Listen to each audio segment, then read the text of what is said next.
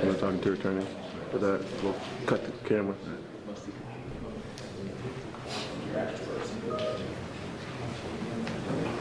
Not as much as insurance companies.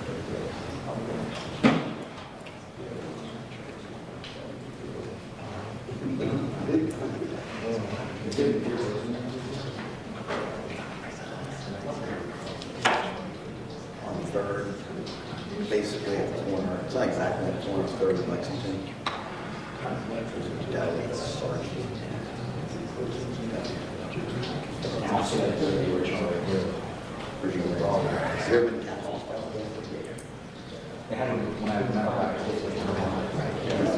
Same deal.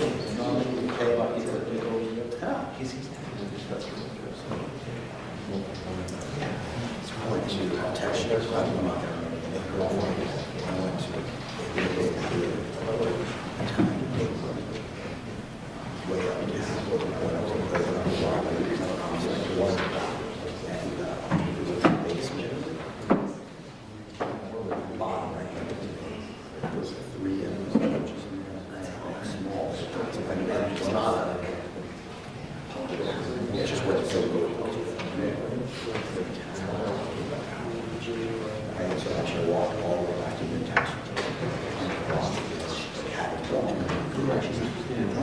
Yeah, sure.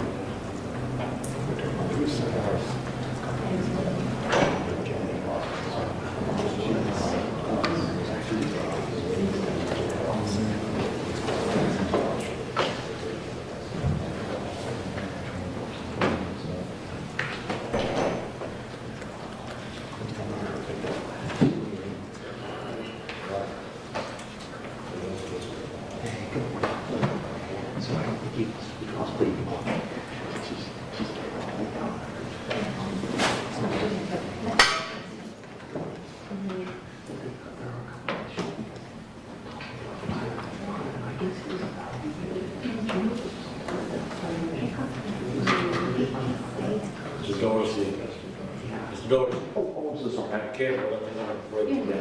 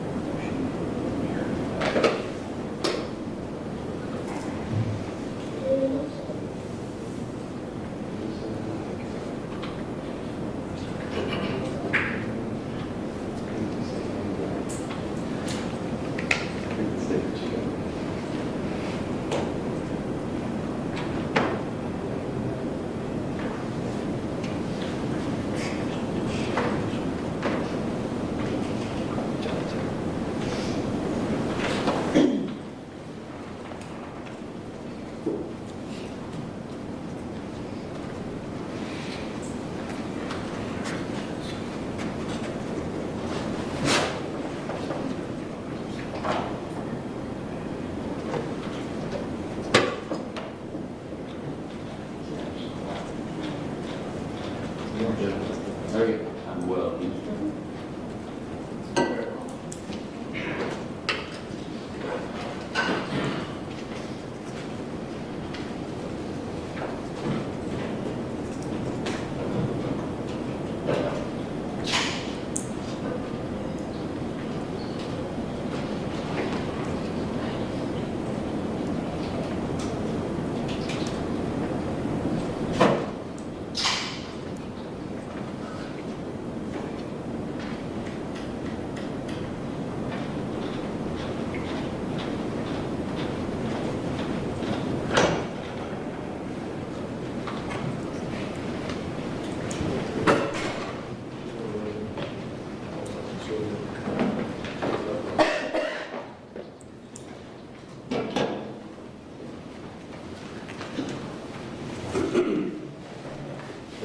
Judges on hold.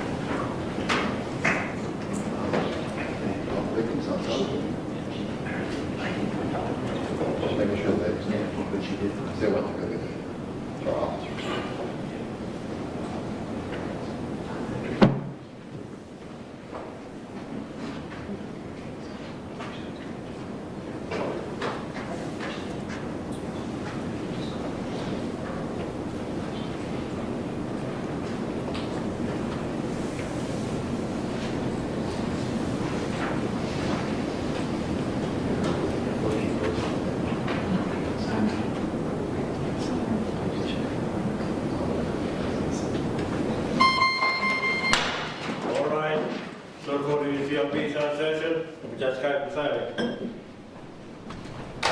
Thank you. Have you seen it? Morning, Good morning. Good morning.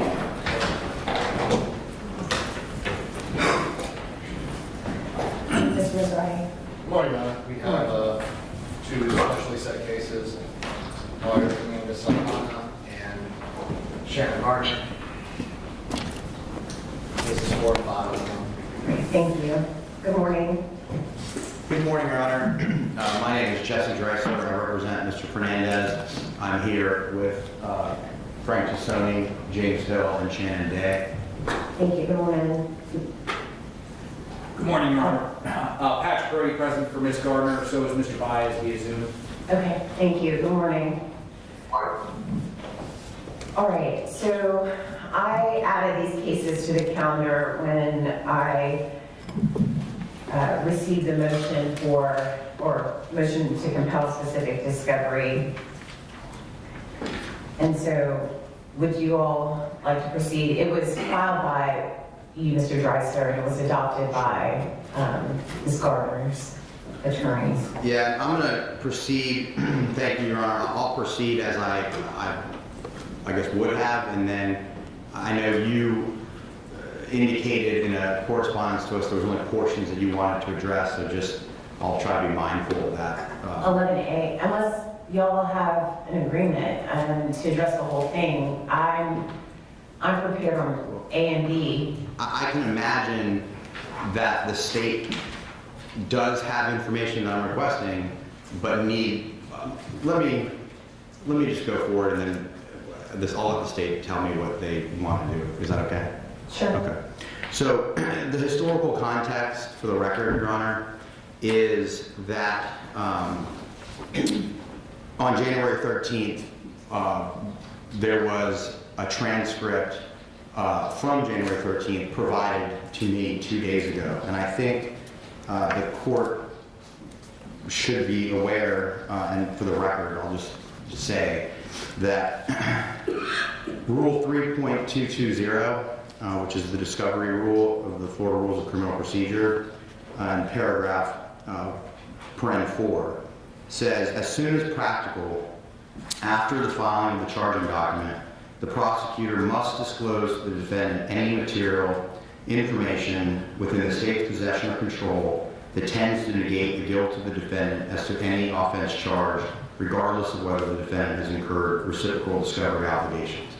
So it's the defense's position, and I'll just put on the record that at the January 13th, 2025 hearing of Mr. Tenon, that pretrial, no one from the defense was present. So we had no idea, other than I'm sure if we checked the docket, that he was on the docket, but we didn't know what had happened. We didn't know what he had said. And then on that day, we have what Mr. Tenon says. It's part of our motion in that transcript.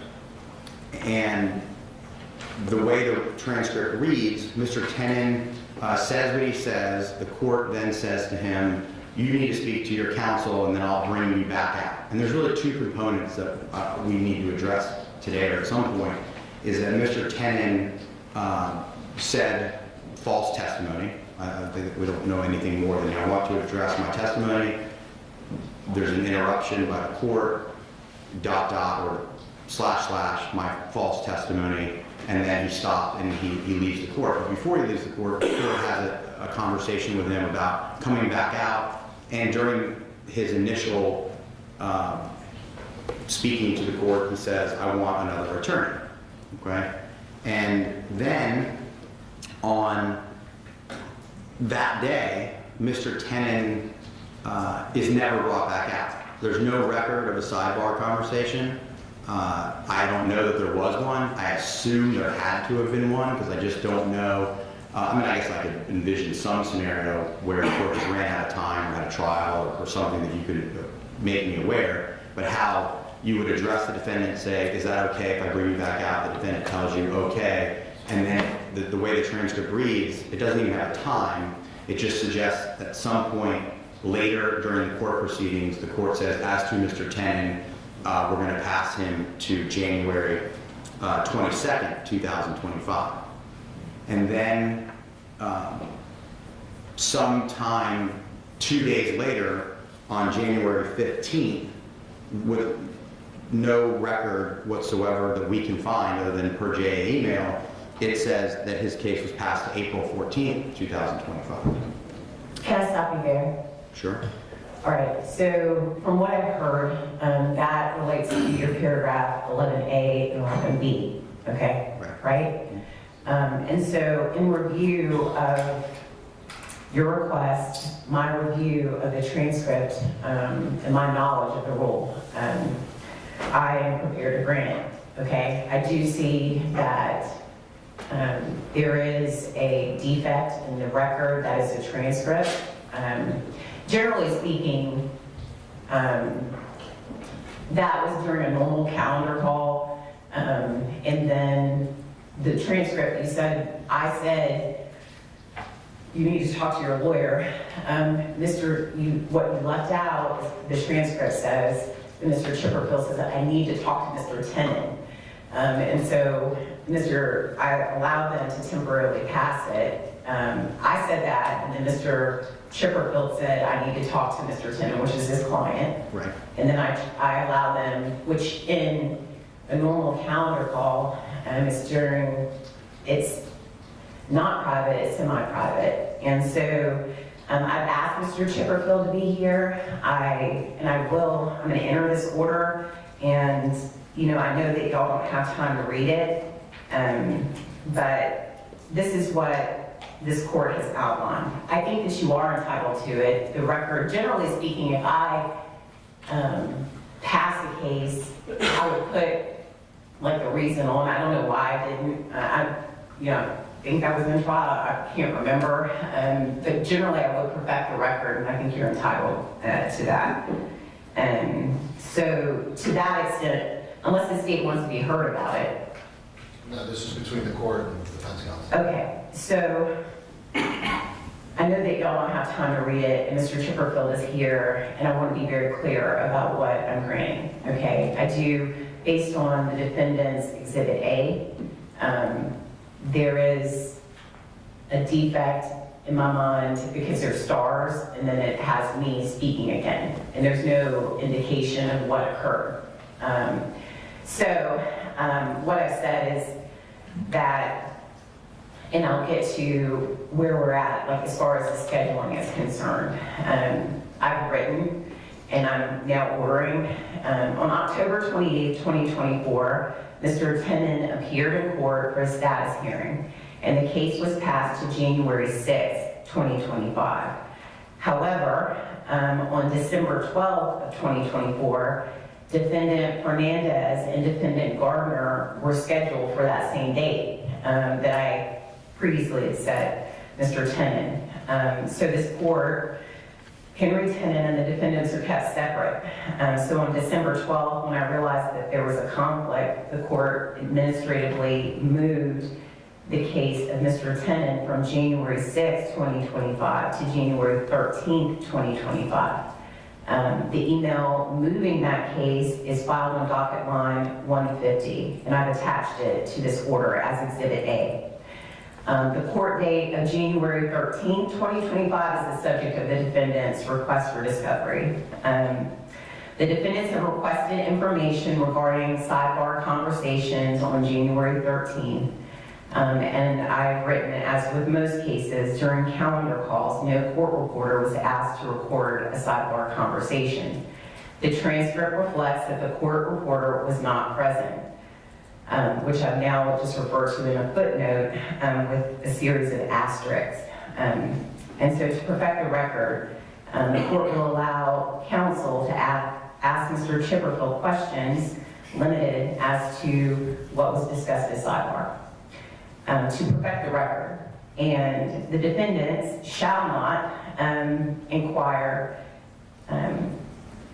regarding any type of attorney-client privilege. Do y'all understand that?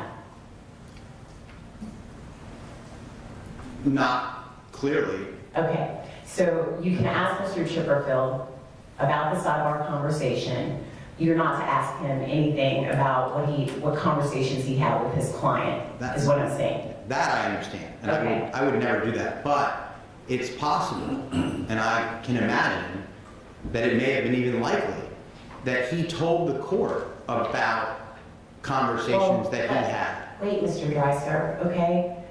I'm gonna let you ask questions. I don't want you in hypotheticals, okay? Mr. Chipperfield is here. I've asked him to be here, and this would, in my mind, satisfy your 11A, okay? Which is, was there a sidebar conversation, and what occurred, okay? What I'm saying is out of bounds is you asking him any conversation with his client, okay? I think, given the previous litigation in this case, I'm pretty clear on attorney-client privilege. All right. On January 13, 2025, the court passed Mr. Tenon's case to January 22nd, 2025. That is on the record and in the transcript. Okay? That is where the transcript picks up. Yes. All right? On January 15th, there was a request to move the court date to April 14th, and that is in reference to your paragraph 8 in your motion, I believe. There's a reference where you say inexplicably the case was passed. It's either paragraph 8 or 9. I'm not looking at your motion. But then it says that with no explanation, essentially, the case was passed from the 22nd, which I said on the record, by email to April. And it says the defendants have requested, I've now ordered, the defendants have requested information from the court regarding the request to move the court date to April, the request to move the case, and the court's email to her judicial assistant approving the new court date and providing, okay, as Exhibit C. Right? So it's going to be attached to this order. I'm going to hand it to you. So the emails moving the court date from the 22nd, which I sent on the record, to the April date, the emails from counsel requesting that date, my email to my judicial assistant are being provided as Exhibit C. Okay? Sure. And so I'm going to hand this, I'm going to sign this, I'm going to hand it to you. If you want to ask any additional questions, because that is not in the court's purview, you can confirm with Mr. Chipperfield if you like, if there were any other conversations, but to my knowledge, it was just an email, okay? And just to be clear, when I wrote this motion, and I did say inexplicably, it was inexplicable to us because of a devoid way of us to learn that. We weren't able to go onto court and see that. We weren't able to know whether there was a sidebar. So I want the court to know that when I wrote those paragraphs, I'm doing so somewhat blindly and I'm casting a wide net. Yes, sir. You had mentioned earlier that I said sidebar conversations. I wrote sidebar conversations. I don't know what I don't know, and that's what I was writing, and I was trying to capture any scenario which I could envision. Yes, sir. I mean, and you didn't, honestly, like, I'm not saying it in a critical way. What I'm trying to explain to you is that I agree with you. Okay. That based on what you have brought to this court's attention, right, the record needs to be perfected.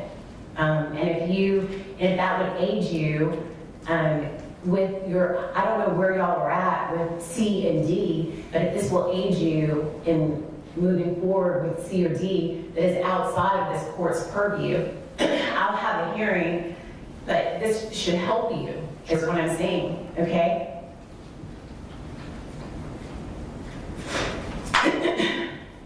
Excuse me. Mr. Hathaway, will you hand this to the orders? The first one with the red is the original, okay? These are for the attorneys. Mr. Bias? Can you hear me? Yes, I can. Okay. I know you can't see it, and I'm not exactly sure what the attorneys in court, their ability to communicate with you. But where I've left off, okay, so A and B, all right, those are of record. Okay? Yep. Hold on, give me one moment. So A and B are of record, they're on the docket lines. Okay, are you following me? Yes, ma'am. Okay, now C is what I just handed to the attorneys. Does the state have one? They do, Your Honor. Okay. All right, so C is an email from Mr. Chipperfield on January 14th, 2025, to my judicial assistant with a copy to Ms. Stifler. And it has the title, State v. Henry Tenon and the case number, all right? Then I'll read it so that you know the content of Exhibit C, which is not on record. It says, Judge Kite, we have resolved the issue raised in court yesterday after a meeting with Mr. Tenon. Both parties request that the case be moved from January 22nd calendar and set at least 60 days out for pretrial. We don't expect there to be any action in the case until the co-defendants take Mr. Tenon's deposition. Respectfully, Al Chipperfield. Then, per the defense request, you asked for any court emails, and I provided my email to my judicial assistant. And this is, so that email from Mr. Chipperfield came in on Tuesday, January 14th at 4:31 p.m. And then I provided my email to Ms. Wilk, which came in Tuesday, January 14th, 2025, at 6:06 p.m., okay? And it's just from me to her, all right? Based on what she forwarded to me, but I didn't think there was any need for her, like, it's just a forward of that email. And then, unless y'all want it. But then I just say, okay to move it. And so, actually it has part of it. So apparently she forwarded that email to me at 5:37. I respond at 6:06 p.m., okay to move it. And so that is Exhibit C.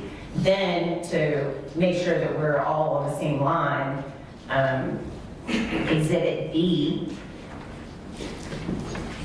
okay, Yes. is the email moving, and that came in at 7:26 p.m., so y'all are following the timeline. Mr. Chipperfield's email came in at 4. That was forwarded to me about 5:37. I respond back at 6:06 p.m. Ms. Wilk emails the clerk, which it has the criminal division, Ms. Stifler, Mr. Chipperfield, and at 7:26 p.m. she says, please strike the January 22nd, 2025 and reschedule for 4:14. Okay? So I'm thinking that should perfect the record for y'all. And so what I'd like to do, before you go any further, unless there's something else you want to say about 11A and B. No, ma'am. Mr. Dreiser, do you? I guess we should just proceed how you intended and all. Well, do you have any more argument? Because you gave me some case law about the Nelson inquiry. I understand. I don't have standing, and the reason I was hesitant to bring it up now, not maybe after we inquired Mr. Chipperfield, because it could possibly be answered depending on his recollection, but because you brought it up, I don't have standing to hit Mr. Tenon's remedy as to whether he should get new counsel or not new counsel. I'm very clear about that.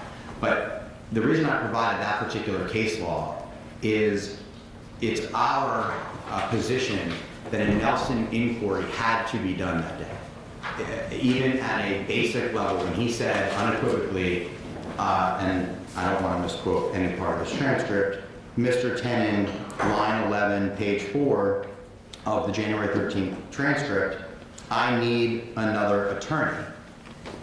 The case law, in our argument, is crystal clear that at a minimum, the court had to do a basic Nelson inquiry to see if it was equivocal, non-equivocal, if it was just a disgruntled complaint, or if it had a real complaint. I think that your questions will be answered if you talk to Mr. Chipperfield. And so that's why I think it's important that the record be, that is perfected, related to why I did not do it that day. So Mr. Chipperfield, if you please come forward.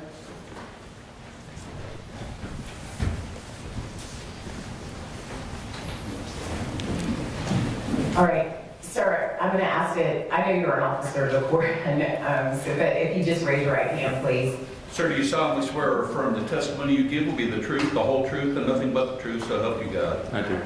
All right, Mr. Dreisker, go ahead. Good morning, Mr. Chipfield. I just, The court warned me that I should not ask you anything about your attorney-client privilege, and I want to say I'm not, even if my question was poorly worded, because I didn't know whether I was going to ask you questions today or what your purpose for being here was until just a moment ago. I'm not asking you in any way to tell me anything that you and your client talked about. I wouldn't try anyway. I know you would. However, I do believe what you told the court would not be privileged. So, number one, my question is, but besides the transcript of January 13th, did you speak with the court and the state attorney that day? Yes. Did you speak with the state attorney prior to speaking to the court, of which I'm saying is not on the record? Yes. Can you tell me what you and the state attorney talked about prior to speaking to the court, of which was not included in the January 13, 2025 record? You know, just to put it in sequence, after that happened in court, I spoke with Mr. Tenon back in the chute. And then I decided to come out, talk to the state attorney, and suggest a meeting.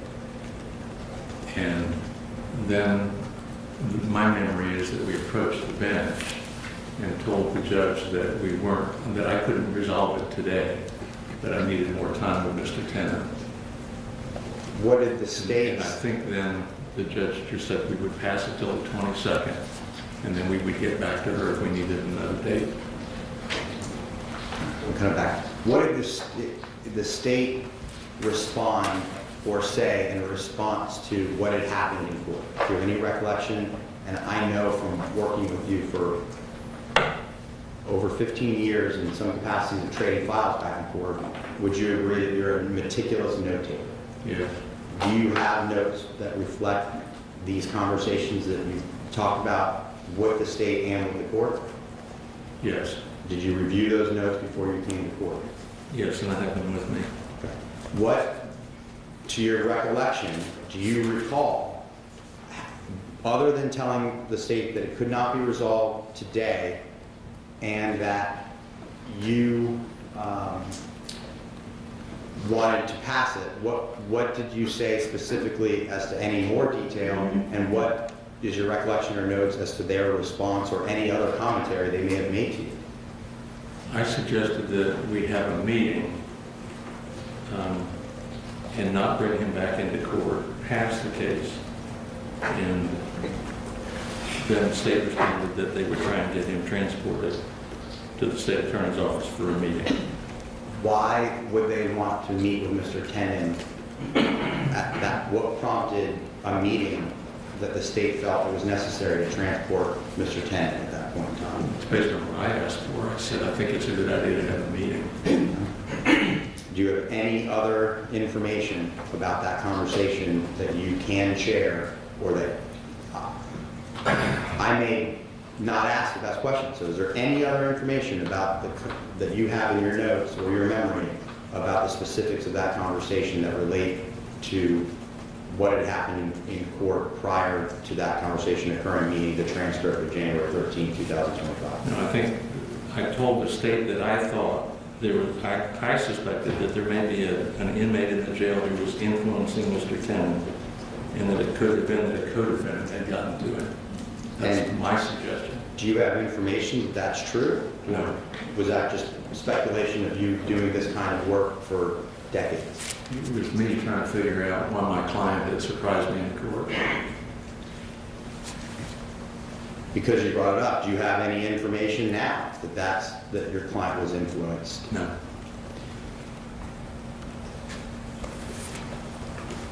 At any point in time, did you address with the state attorney, I'm trying to go in chronological order, so we're past the moment where you appeared for what should have been a regular pretrial.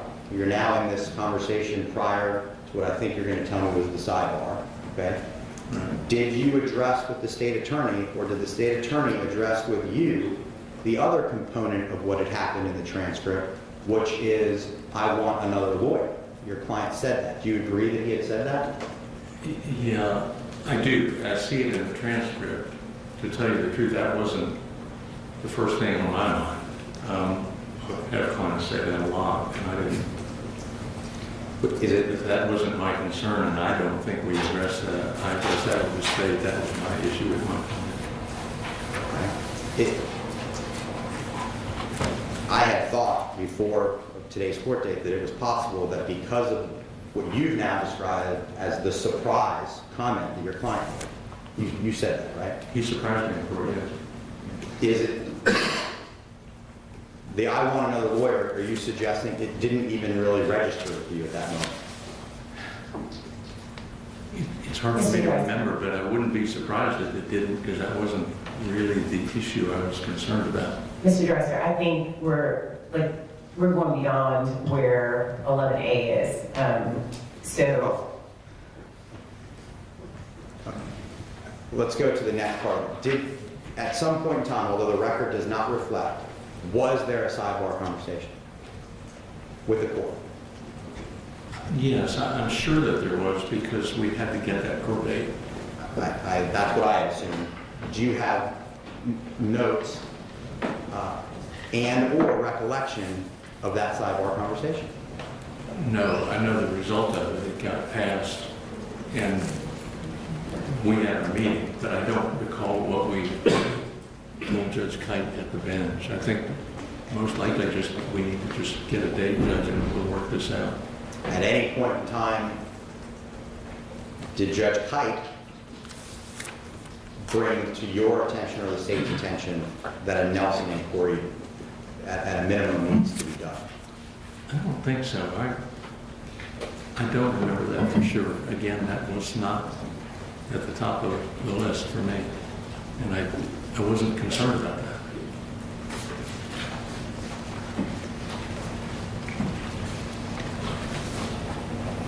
I don't know that I'm ever going to have an opportunity to do this again, so I'm going to ask this question and then you make a ruling here, because I think it's somewhat outside of A and B, but I don't think so.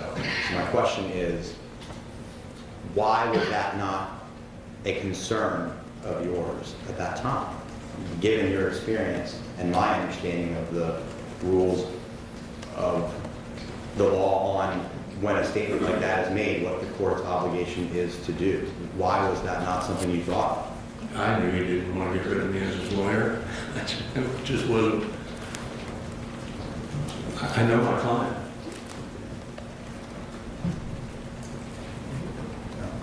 All right, I'm going to pass to Mr. Curry, if that's okay, Ron. But let me clarify that. I mean, I know that looking back, that would be a reason why it wouldn't register, but also the surprise of what he said just overcame everything else. I mean, that was my main concern at the time. Mr. Curry did adopt, so do you have any objections to that question? that's fine. As long as it's not plowing the same ground. No, Your Honor. Mr. Field, you used the term surprise several times, and that overshadowed. You were surprised by his statement regarding false testimony, I imagine? Yes.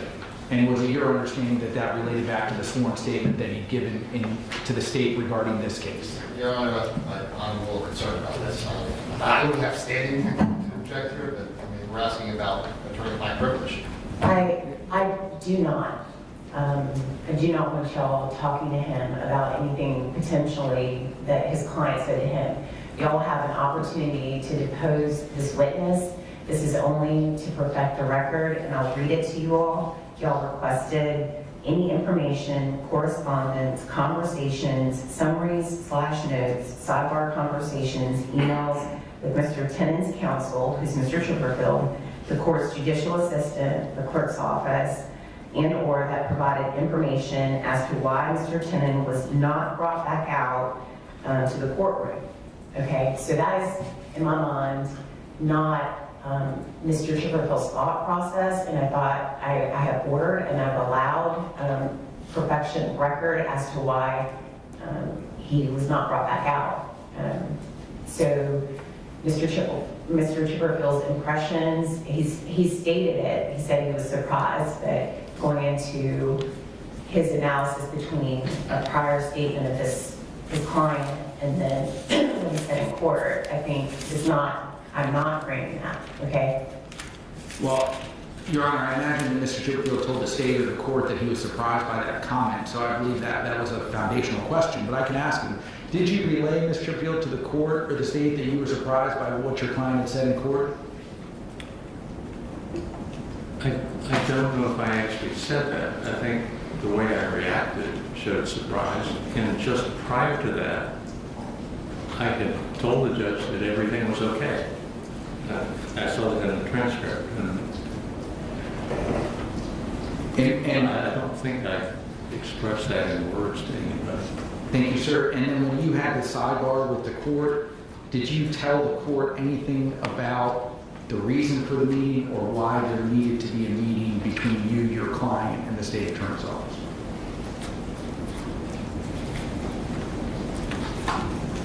I probably said something to the state about that. I'm not sure that we discussed that at the sidebar. Okay. Thank you very much. Right. I don't have any more questions from Mr. Chipperfield, and I thank him for being here. Yes, Mr. Chipperfield, one moment.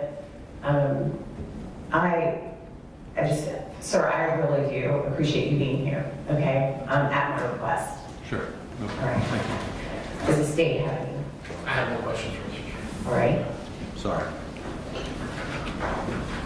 I imposed on Mr. Chipperfield without, so he showed up without hardly any notice. So, and I didn't really communicate why.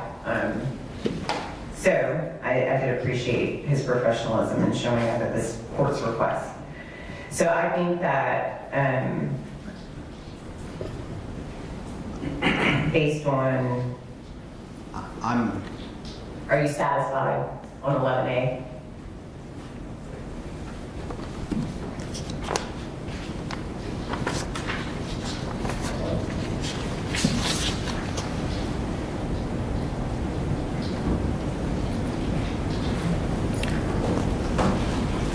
No, because this is the rub in the road for us. And Mr. Chipperfield's questions did not give me any indication as to why a Nelson inquiry was not done. So if it's our position, and this may be something that I'm asking the court, awkwardly enough, admittedly, if you were aware, through your experience, that that comment was made, I need another lawyer, I presume that you have no knowledge that he's satisfied with Mr. Chipperfield.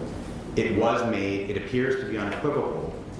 I'm sure the court can understand, while given the surprise comment before that, why we believe that he wasn't brought back out that day, because they didn't have a hold of him. Now that's my speculation, but I'm going to say it. That's why we filed this motion. Understood. So let me just I guess. let me just straighten it out for you. Sure. He just testified, and it's consistent with my memory, that he asked for more time with his client. I do Nelson inquiries all the time, but however, before I do so, I do give lawyers an opportunity to talk to their clients and resolve potentially any issues that they may have before I inquire, because sometimes, and as you know, those are sensitive issues, that clients will expose things that normally would not be exposed, and it creates issues. So, like I said, this was a normal calendar call. The record shows that I allowed him time. He came back out. He's just testified there was a sidebar. He asked for more time. I gave it to him, January 22nd. Exhibit E says that he resolved those issues.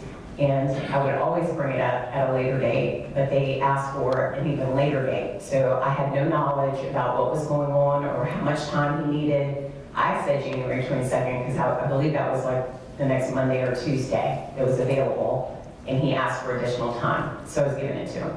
That's it.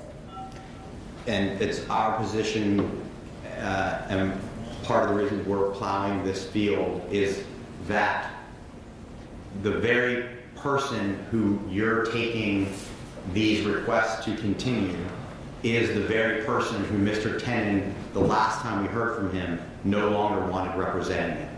And that's why we believe a Nelson inquiry at a minimum would be necessary for the court to say, I understand you need more time, Mr. Tenon. At a minimum, I told you I'd bring you back out here. Do you need more time? And that way the defendant is telling you that. So that's where our inquiry lies and why we're asking those questions. Okay. And you answered it, I So suppose.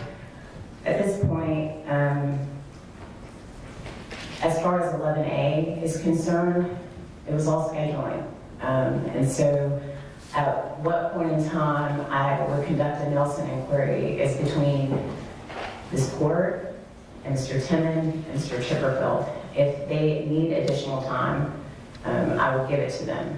And so I believe that that has been satisfied. I don't believe, and as you started, that Gardner or Fernandez has standing to somehow compel the court to do a Nelson inquiry of Mr. Tenon.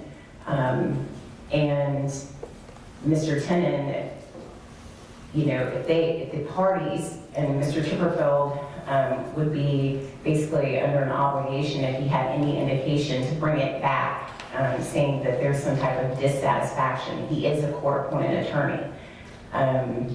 So I would do that inquiry when it is appropriate. And so at this point, my ruling stands. I allowed the record to be perfected related to, there was a sidebar conversation. He asked to reschedule it. I've now supplied the defense with a couple days later, that is, Mr. Chipperfield sent a request for a different scheduling date, and the court granted it. Okay? All right? And then so A and B should be satisfied, so let's run on to C and D, 11C and D. What does the state do? The only thing I would suggest, and I will just make it part of the She was record. asking me, Mr. Judge. Well, Can I? yeah, Okay, what is it? Does the state want to respond to this, or do you need additional time? We need no additional time to respond, Your Honor, other than, I guess, to require if the defense wants the actual email to our investigators bringing Mr. Tenon over to our office. Mr. Chipperfield has already indicated there was a meeting at our office. There was a meeting in our office.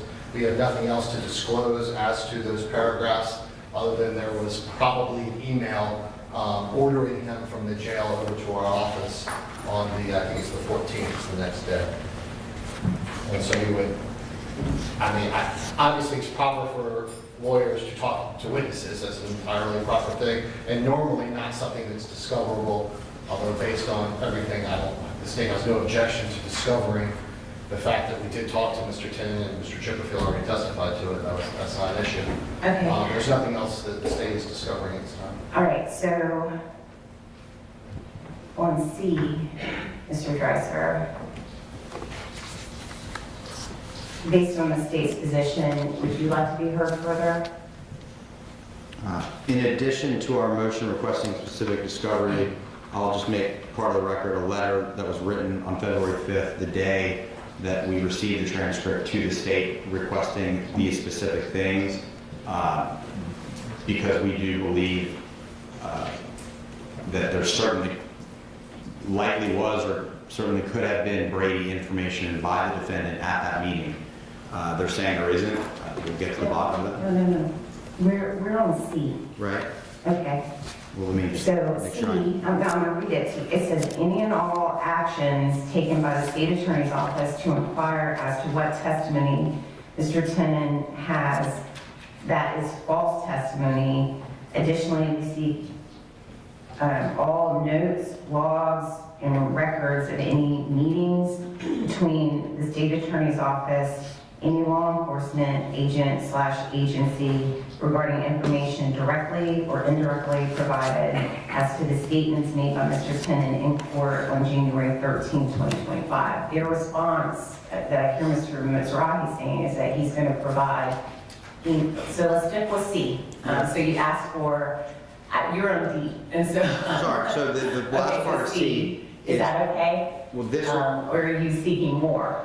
well, this request includes any and all information regarding the context of the false testimony, including Mr. Tenon's current state of mind and participation as a state witness. They haven't answered, is that not? No, that's, Oh, I'm on C. It's in C? that's the fall. Ms. Day is like correcting me, okay. I'm sorry, because that is part of C, and I think that we have received no information as to where he's at as a state witness. After what he had said in court, I think that's a valid request. We have no information as to the context. If they had a meeting with Mr. Tenon, and it's the state's position that they can't provide context, he may have said, I got threatened at the jail and I panicked. I don't want to be a witness anymore. I lied before. I have no idea what he said at the meeting, but we're just being told there was a meeting. Okay, so let's stop there.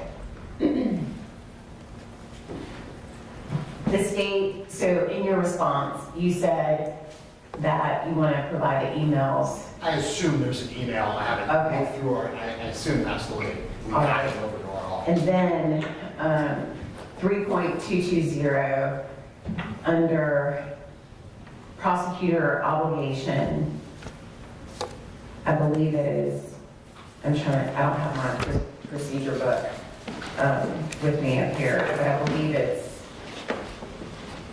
either D, subparagraph D, where you have to disclose any statements of a co-defendant. Correct, and that's why we disclose the transcript. Okay, well, he's asking for the, C has to do with the meeting. Right, Okay, we don't have any statements from Mr. Tenon in that meeting, okay, so we need to disclose it. okay. We understand. Will the state document that? Yeah, sure. So, I mean, yeah, obviously, this is all on short notice. We'll find the email. We'll respond. The court's granting this. We'll respond. Well, you said you didn't have an objection. Right. Well, I mean, it was, yes. I mean, we can, it's atypical for the state to provide written responses to things that say we don't have them, but certainly we can do that. That's not a problem. I do think I think it's important where the defense is specifically requesting certain things that the state files some type of response if it does or it does not exist, outside of like they're, I guess, trying to pinpoint whatever that is. And I'm assuming, y'all need a minute. No, Mayor. Are you sure? I don't mind. Yeah, just a second. Sure.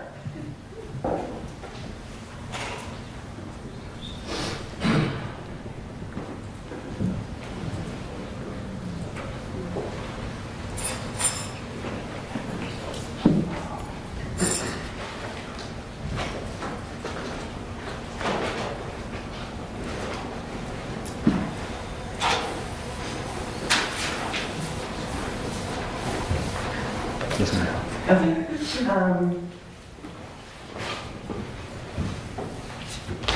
I mean, you all tell me. I'm assuming that you're trying to get this information so that you can take a thorough deposition. Yes, ma'am. That's what I'm assuming. And potentially be made aware of Brady and impeachment material. I find it hard to believe there was a meeting with Al Chipperfield, the state, whoever may have been Well, I'm there. gonna let y'all have those conversations offline. I mean, Well, he says Mr. Tenon made no statements.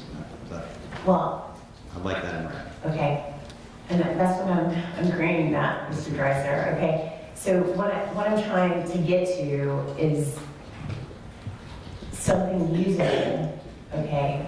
And I do recognize that there were gaps and holes, and so if you need this information, I'm trying to get it to you in the most usable fashion. So I disagree, Mr. Mizrahi. If they have specifically requested certain things, I think to be crystal clear and for record purposes, the state should respond with what exists and what does not exist. So, not necessarily, well, so you all disclosed the transcript? Correct. Okay. Because I felt we were obligated to put the defense on notice as to that. And we will always disclose what we need to disclose in the course of this case. Did you do it in a Brady sense, or you just disclosed it? We disclosed it as a co-defendant statement. I don't think we disclosed it as Brady because it was incredibly equivocal, as opposed to unequivocal. For example, just a statement, I want another lawyer, another means additional. So it's not what the defense says that I don't want Mr. Chipperfield as my lawyer anymore. But anyway, we're getting into the weeds that we don't need to.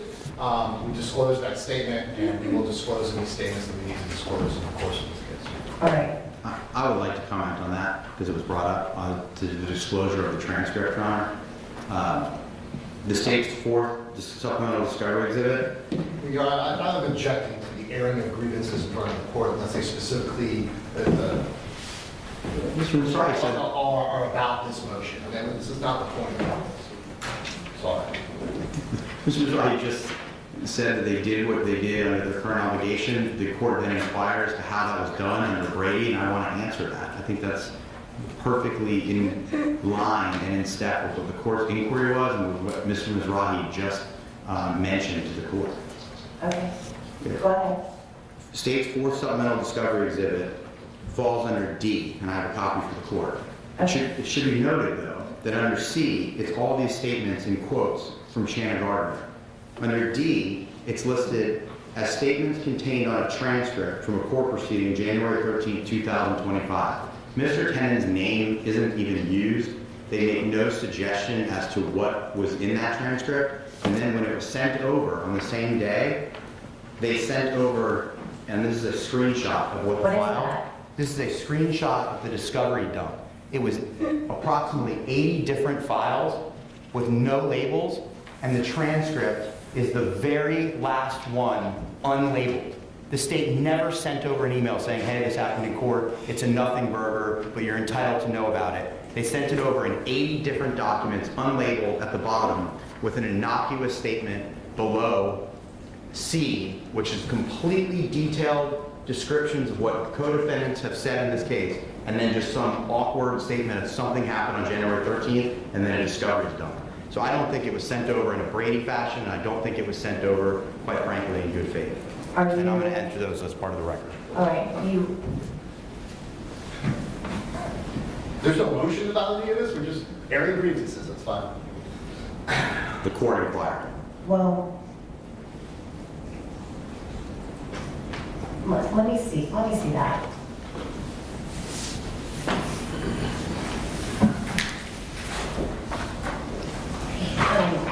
Mr. Hathaway, those are some additional copies.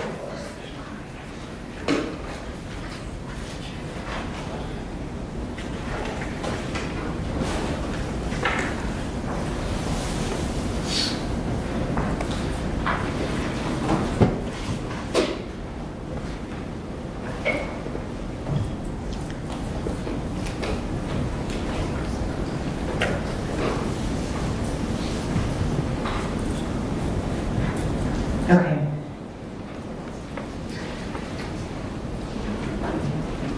Are you asking for it to be Admitted. these? Yes, ma'am. Okay. Or like, what are you requesting? I believe it because for- it got mentioned. It's part of the record of today's hearing. That's all. Okay. Well, what I'm asking, what is the defense requesting as it relates? So this is a state's fourth supplement. D, okay, I did think it was clear about D. So D does deal with co-defendant statements, and agree, it should be written out for record purposes. Are you moving for that? No, I'm well aware of what it is because I found it in the discovery. Okay. No, but what I'm asking is, do you want it spelled out? I think at this point it's unnecessary. I would have liked it spelled out in the future. I would like it spelled out. I'd like them to be on notice that it should be a clear discovery exchange. Okay, I agree. Okay, Mr. Ryan? I don't understand, so attaching the transcript is not sufficient? I guess the issue is that it is under, excuse me, it is under, excuse me, it is under D, that does identify, but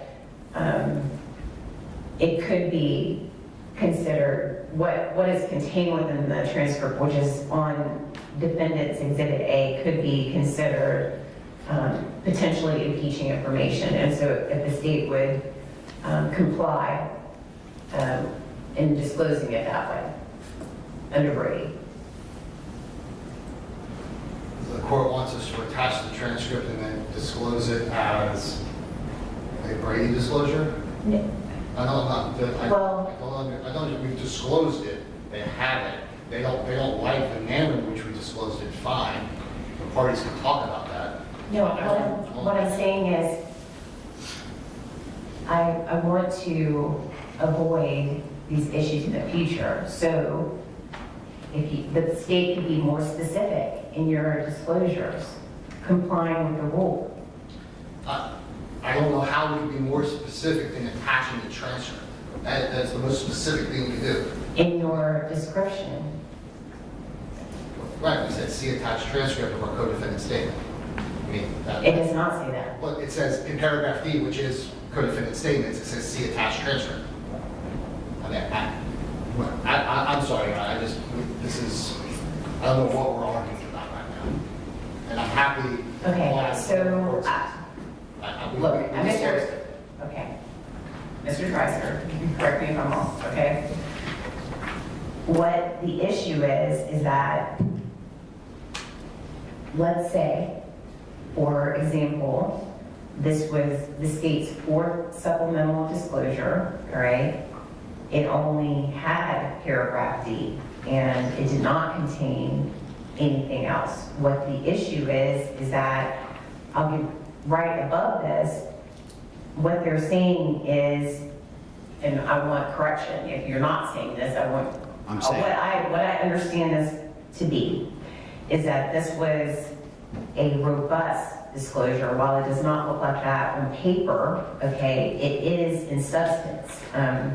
So there are numerous files, I don't know how many, and while it says statements contained on transcript proceeding January 13, 2025, and then there is a disclosure in great substance, that disclosure does not reference the file name.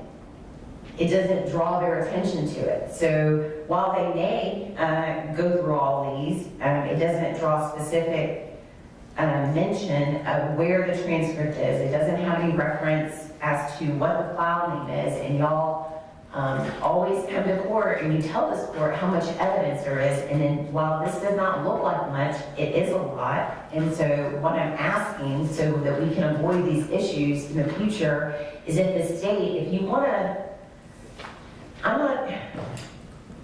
don't really want to get in the weeds of this, okay, but if there is something such as this, and the state is disclosing a substantial amount of information that, and you say see attached transcript, which this does not say, include the file name so that they know if they want to look at what's on D, that they can look at D.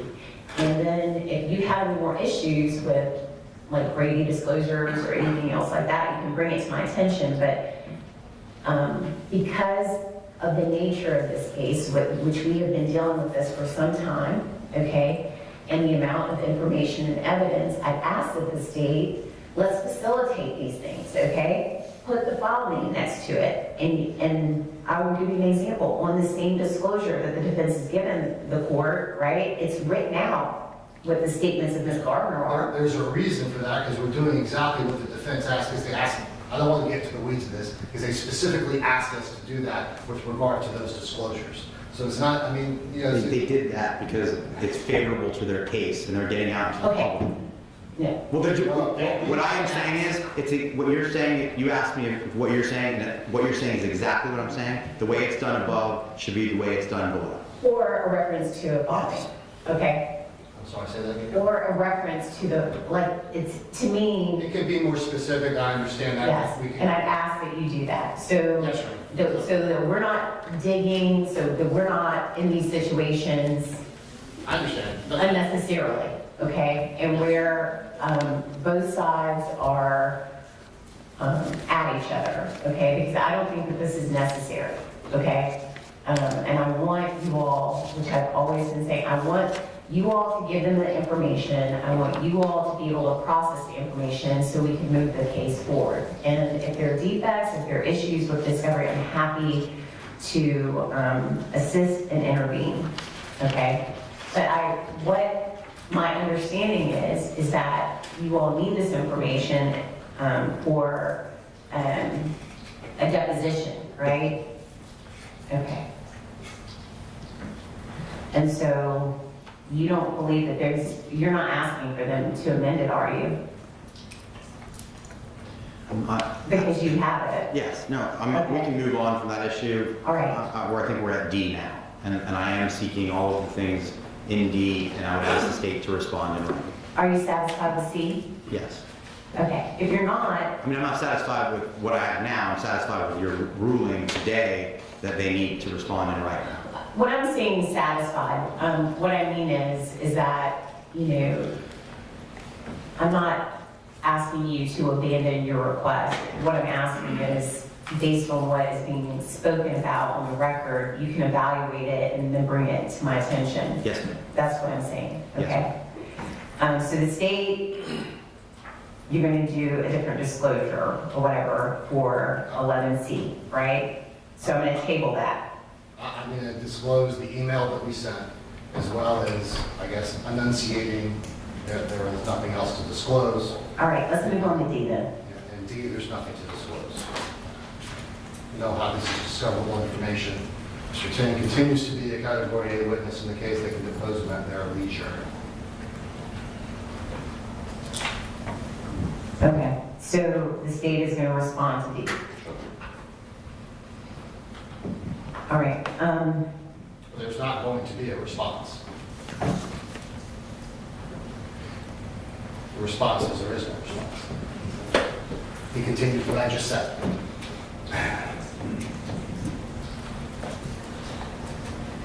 okay.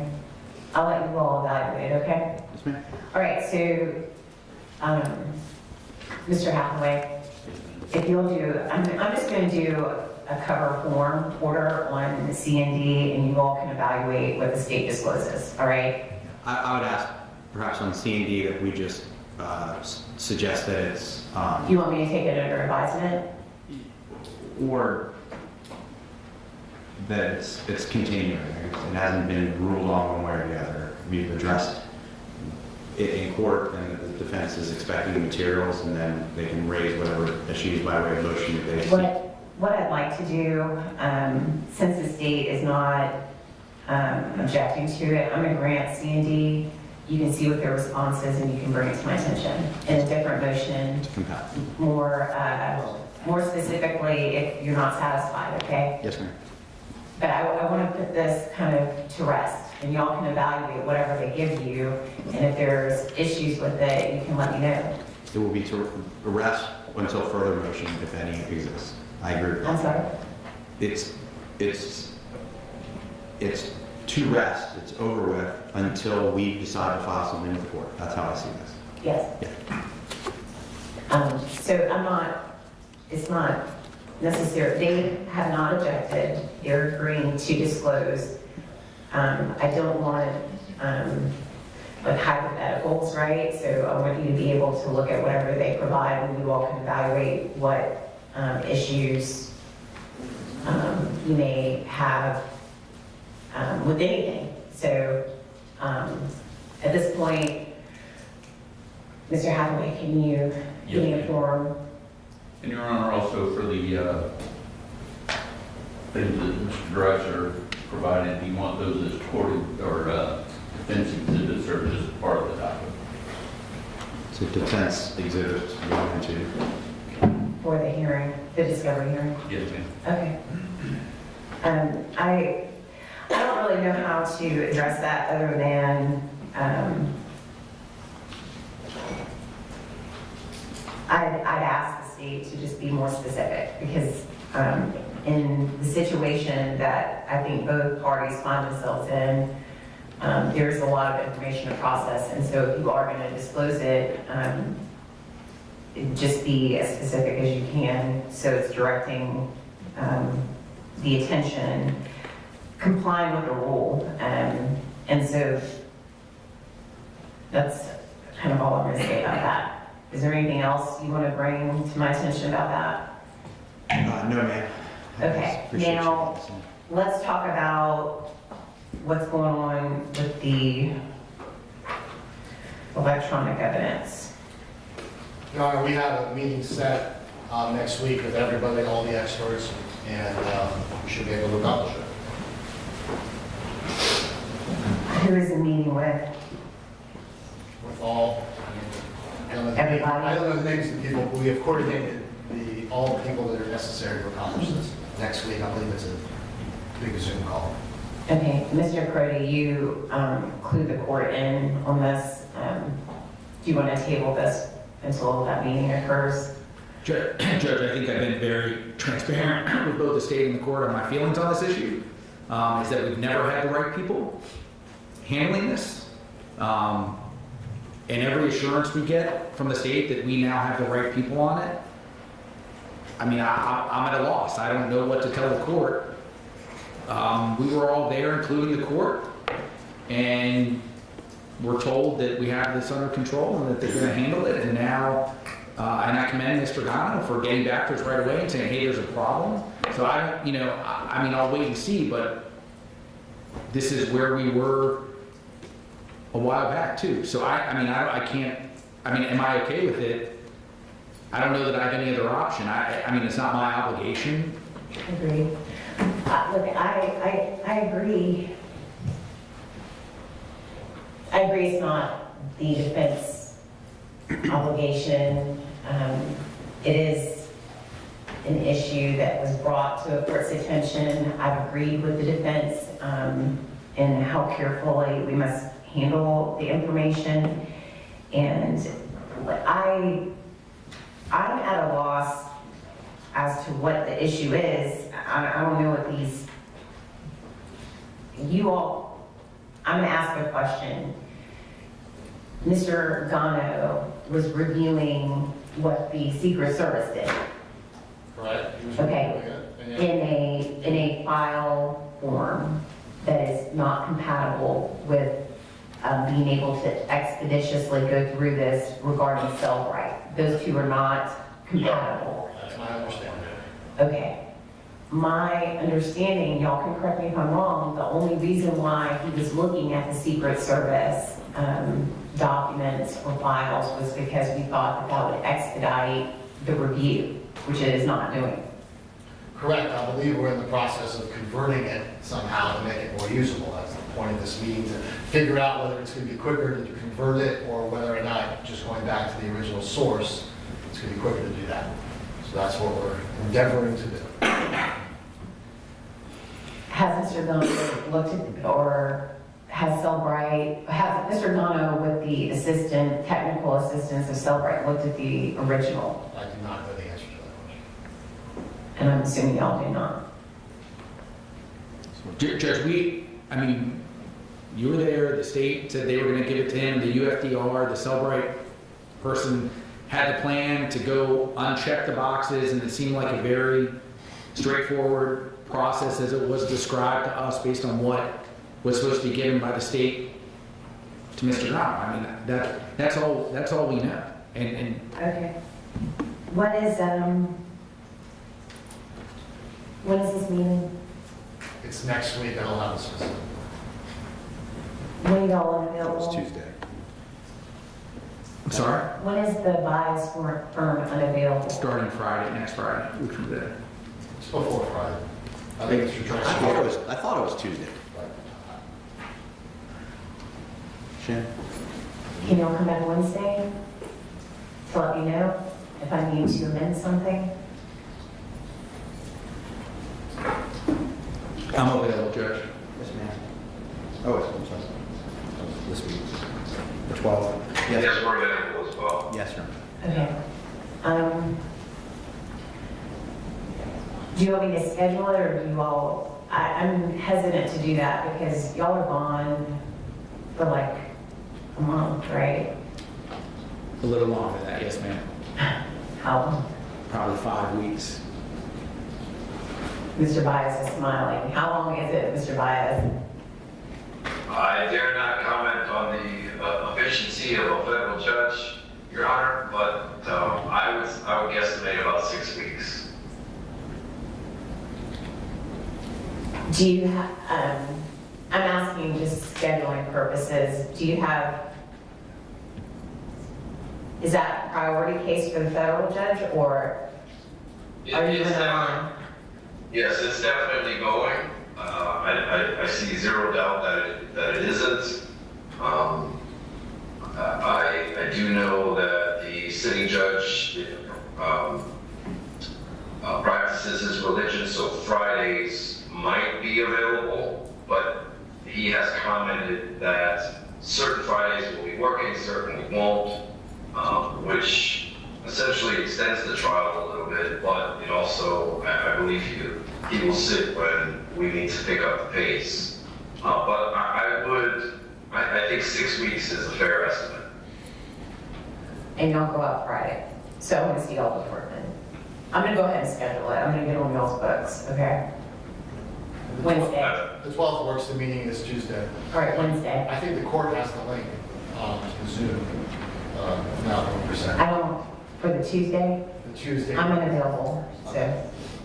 I don't necessarily, I don't need to, I want to not get in the weeds of that. What I'm expecting on Wednesday is an assessment from the parties, if you want me, or if you need me to amend